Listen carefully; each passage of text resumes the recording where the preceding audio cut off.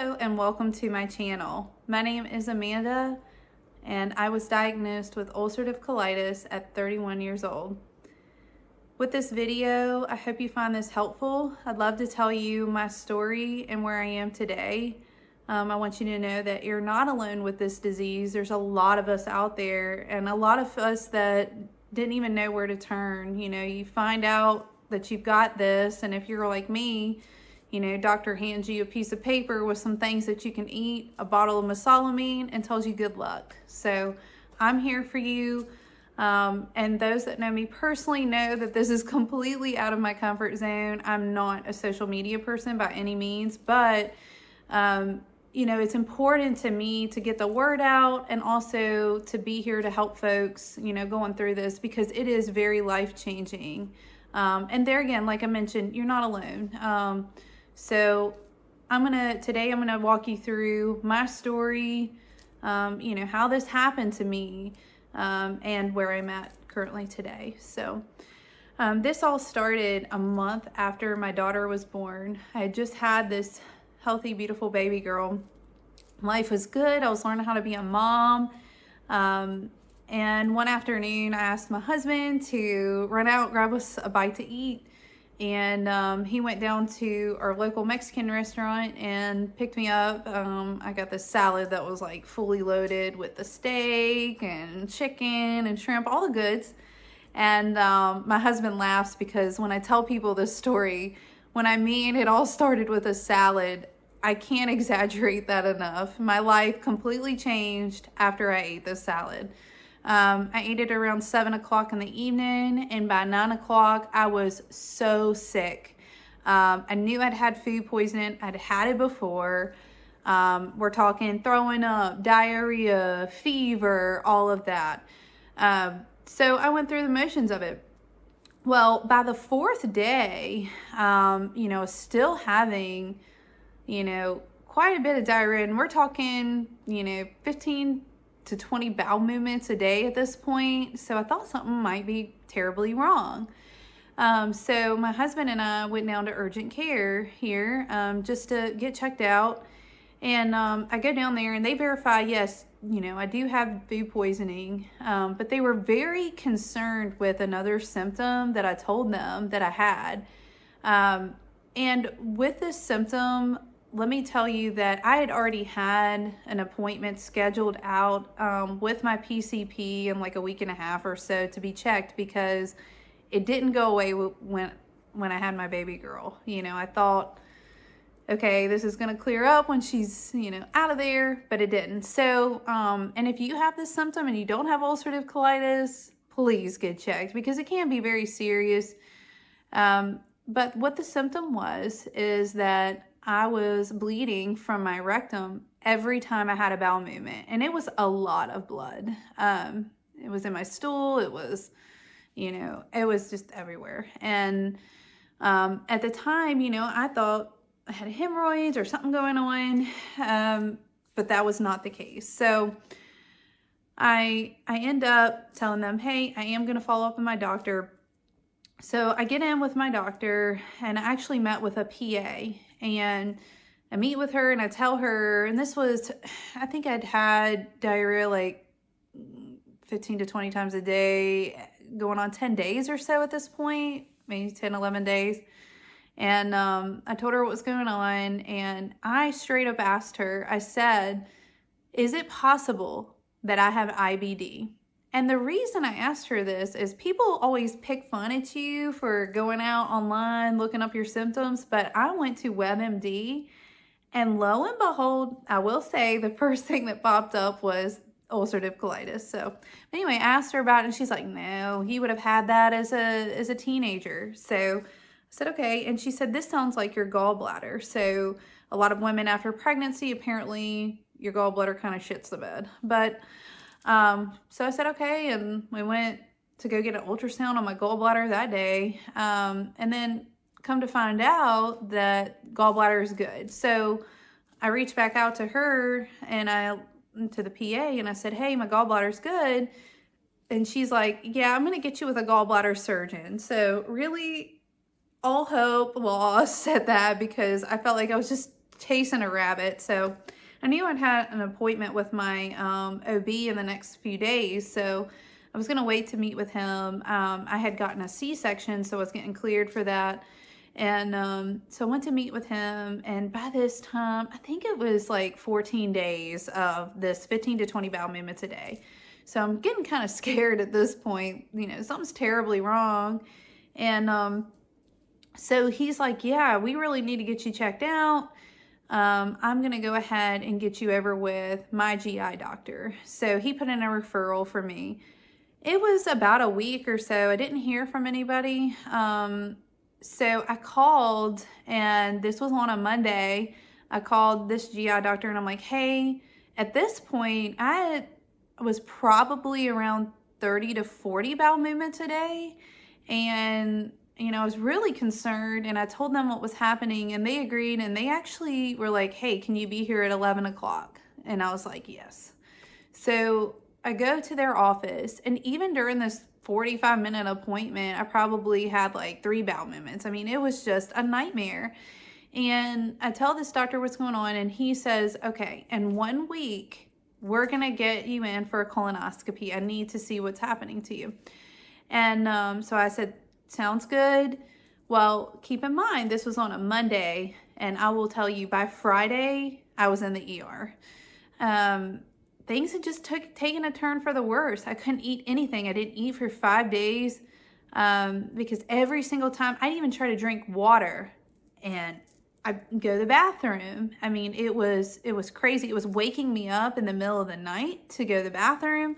At this point, I had lost 30 pounds, but luckily, you know, I just had a baby, so, you know, I did have some weight to lose, but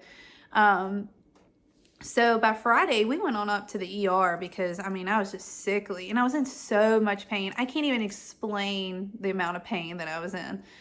And, you know, trying to be a mom, you know, I was breastfeeding my daughter at the time. I completely stopped doing that because I thought I might have a parasite in my body. I didn't know what was happening. And so I was just really weak. We go up to the ER, and they take me in, and they literally give me a half a bag of fluids and sent me home. They're like, hey, you've got a colonoscopy coming up Monday. You know, you'll be fine. So you'll make it till then. Well, by the next day, something else happened. I woke up, it was Saturday morning. You know, I'm still in dire pain, having so many bowel movements, and I don't even know where this stuff's coming from. I haven't eaten in 5 days, so I don't even know where it's coming from. But, I mean, I was so sick. Well, I started puking blood, and that's when my husband called the GI doctor on call, and he says, you know, my wife is dying, and we've got to get her in. So the doctor says if she can get admitted to the hospital, I'll treat her. So we go back up to the ER, and they actually give me a little bit of trouble. They didn't want to take me in, and I start busting out in tears because I'm going to tell you here, you know, I can't eat. I couldn't drink. I was puking up every bit of fluid that I would put in my body. I am bleeding from my tail, and now I am puking blood. To me, those are all signs of death. I mean, the Grim Reaper was like looking at me at the corner. He was coming for me. So I just cried. I mean, I was so desperate. And then finally they let me in there. And I'll never forget that there was a lead nurse there, and he comes up to me, and he's like, hey, you know, do you want some morphine? He knew I was in such pain, and I just cried because I was just so happy to just have some kind of relief. Because I will tell you, I would have rather birthed my daughter 3 more times than go through this. This was that painful. And so he comes in and gives me that, so I was able to relax for a second, but still continuously going to the bathroom in the ER. I couldn't drink water. And they're like, hey, let's get you in for a CT scan. We need to see what's going on. So they prep me for that, take me back there. Results come back, and they're like, Amanda, your colon is very angry, very, very angry. And so they say, okay, I still don't even quite know what to think of it, but they're like, we've got to get you in for emergency colonoscopy. So the next day I was scheduled to have a colonoscopy. And I will say, that day, so the next day comes, and bless this nurse, I don't think she quite knew, you know, what to do with someone like me, and I'm not going to hold it against her, but I pray that you did not have to go through this. But they actually did a colonoscopy prep on me and put an enema in. I'm going to tell you, by far, that's the most excruciating pain I've ever been through in my entire life. It felt like she put lava into my body. I mean, my poor husband was just staring at me. I was in complete agony. It was horrid. And because little did we know that that was hitting all those ulcers in there. But anyway, it was just excruciating. And so they do the colonoscopy on me. They also went down my throat too, just to see what was going on with the bleeding and stuff. And I wake up and kind of groggy, but I remember the doctor saying, "You have severe ulcerative colitis." And I'm like, what the hell is that? But okay. So I go back to my room, and I'm just so relieved that it's not a parasite. It's not something way worse, you know, and it wasn't cancer. You know, it was my worst fear that I had colon cancer or something. But so my husband and I just start kind of looking it up of what it is, and, you know, and the doctor did give me some information on it. He's saying, you know, it's a disease, it's manageable, that sort of thing. So, so I'm thinking positive. And he's like, but I'm not going to let you leave this hospital until you can hold some solid food down. So I said, okay. Well, then started my journey with prednisone. So they pumped the steroids into my IV to get the inflammation down. And I was in the hospital a total of 3 days, so I'm very blessed for that. I know a lot of folks are in there a lot longer. But it took 3 days from start to finish for me to be able to hold something in for a little bit, and to get the inflammation under somewhat control. So I left the hospital after I was able to eat a little piece of chicken, held it in, and bowel movements slowed down a lot. And I went to the pharmacy. The first thing they started me on was mesalamine. And so I picked that up, and I picked up prednisone. And so I started taking that.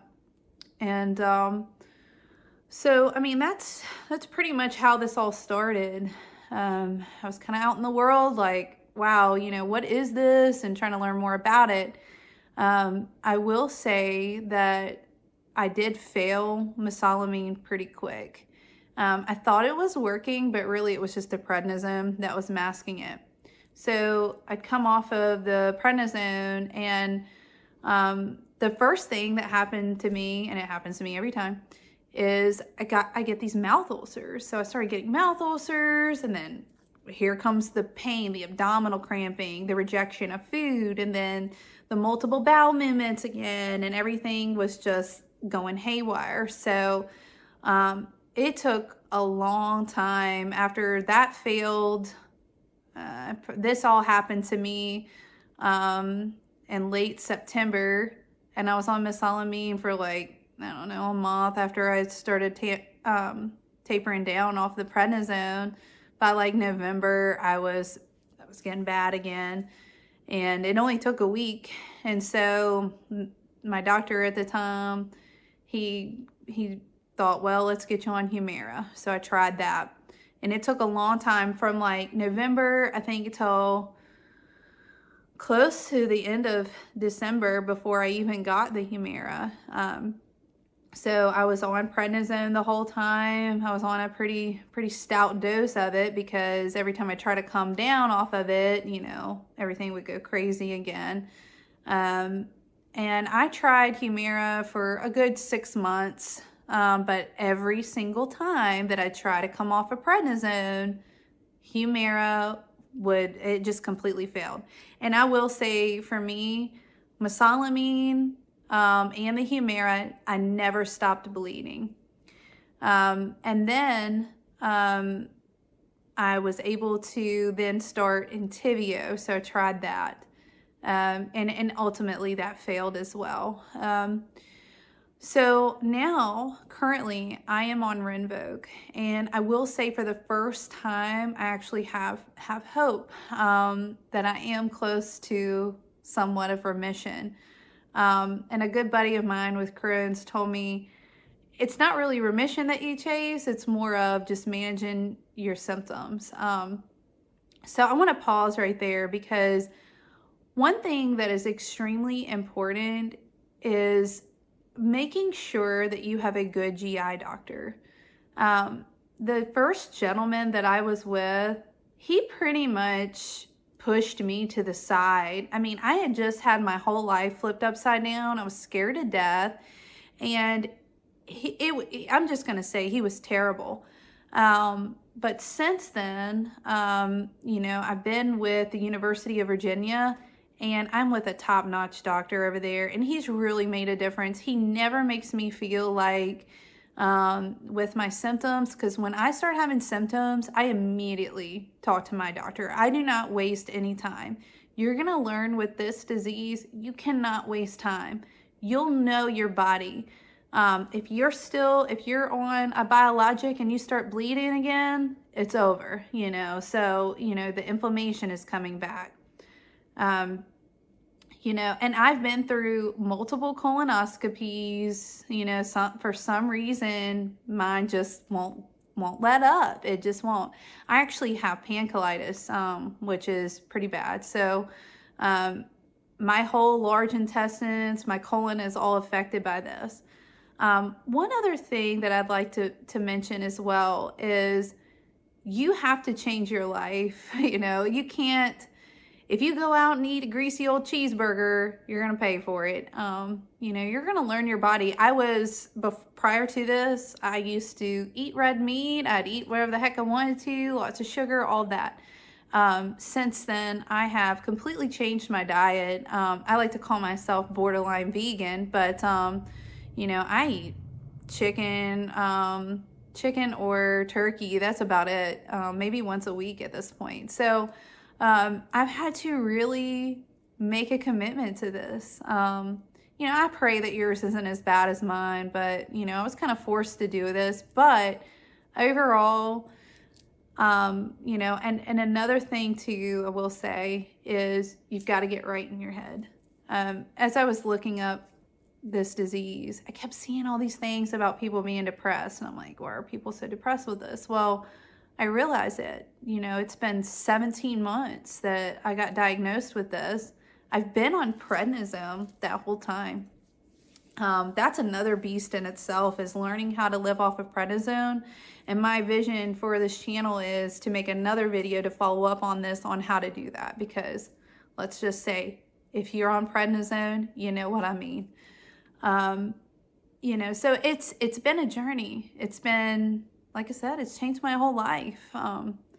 But, I'm up for it. I try to remain as positive as I can, because there's one thing that I remember, and it's that I'm alive. A lot of people go through a lot of hard things in life, but you've got your life, and that's what you've got to be grateful for. You are going to have moments where you go in a dark place with this disease. You just will. You get really sad. And maybe you've been on a biologic for a while, and then you go to the bathroom one day and you've got blood.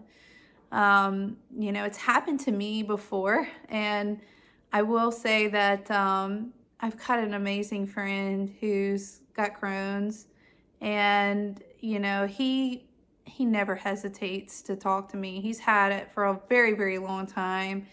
And I'm so blessed for him, because I feel like he really understands me, and he knows what I go through, the struggles that I go through, and he has been so helpful. So my best advice is, please find somebody in your corner that you can talk to, somebody that has this disease that you can relate to. I'm so lucky to have him. And also, I'm so lucky to have such a supportive family. My husband has been right by my side since the minute I was diagnosed with this. And God bless that man, because, he's been through ups and downs with me too. My mother, she's been right there for me. I'd say, between him and her, they've kind of had to take the brunt of my disease. We all work together in my home. So they've literally watched me every single day struggle with this and have extreme highs and extreme lows. But I'm so grateful for my good friends. I've got several really close friends that help me, stay motivated. So that's my best advice to you is, get right in your head. You've got to surround yourself with positive people. You have to, that are supportive, because stress can make this 100 times worse. And I've learned that myself. And also, I will say too, my employer, my boss, he has been heaven sent with this. I've experienced some turbulence with this disease, and he has been there for me. So I'm just really lucky, to have these type of people around me. But, and like I said, you're not alone. Please don't ever think that. But main thing is now you've got this. Gotta make some changes in your life, and and you'll understand what I mean by that as you go on with the disease. If you're newly diagnosed, it takes some time to really learn your body. To learn what it likes, what it doesn't like. But like I said, my vision for this, we'll kind of see how this first video goes. But I'd love to make content of, what I eat in a day to try to help you. Like I said, how to survive prednisone. And I can go into a little more detail about, sorry for the dog, a little bit more detail, of things that have happened to me through my journey. This was kind of a high level. But I pray and hope that you are well. And I hope that this video is helpful for you. And if you do have any questions, I'll do everything I can to answer them the best way I can. I'm no GI doctor by any means, but I am a person who lives with this disease each and every day. God bless you, and thank you so much for watching this video. I hope you have a good day.